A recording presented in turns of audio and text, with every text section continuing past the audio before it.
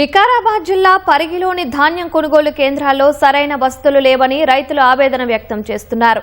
పలు గ్రామాల్లోని అన్నదాతలు ధాన్యం నిల్వ ఉంచడానికి గోదాములు, గన్ని సంచులు లేక తీవ్ర ఇబ్బందులకు గురవుతున్నామని ఆరోపిస్తున్నారు. గన్ని సంచులు లేకపోవడంతో ఆరుబయట పంటను నిల్వ ఉంచి రాత్రి పగలు కాపలా కాయాల్సి వస్తోందని ఆవేదన వ్యక్తం చేస్తున్నారు. 15 రోజులు అవుతున్నా వడ్లు కొనుగోలు చేయడం లేదని ఆవేదన వ్యక్తం చేస్తున్నారు.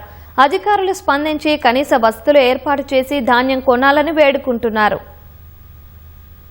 15 రోజులే సార్, సంచులు ఇస్తలేరు, జొక్కుటలేరు, లారీలు కూడా వస్తలేరు. ఏమంటారు, వర్షానికి నాటుతున్నాము, మేమేం చేస్తాం అంటున్నారు. మేము యానాన్ని వేసుకొని అక్కడ నుంచి రాంది మేమేం చేస్తామని చెప్తాం. అక్కడ పైకి వెళ్ళి వాళ్ళు ఇవ్వండి, మేమేరికి వెళ్ళి తేవాలి సంచులు. ఎన్ని ఫస్ట్ ఒకసారి వచ్చినాయి, ఇక మళ్ళీ లేనే లేవు సంచులు.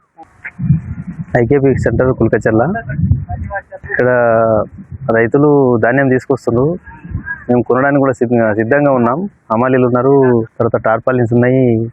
కొనుగోలు చేయడానికి అన్ని విధాలుగా సిద్ధంగా ఉన్నాం. కానీ కొద్దిగా లారీలు సరిగా టైంకి రాకపోవడం వల్ల కొనుగోలు చేయడానికి ఇబ్బంది అవుతుంది. ఒకవేళ కొనుగోలు చేసినా స్టోరేజ్ చేసుకోవడానికి ఇక్కడ ప్లేస్ లేదు.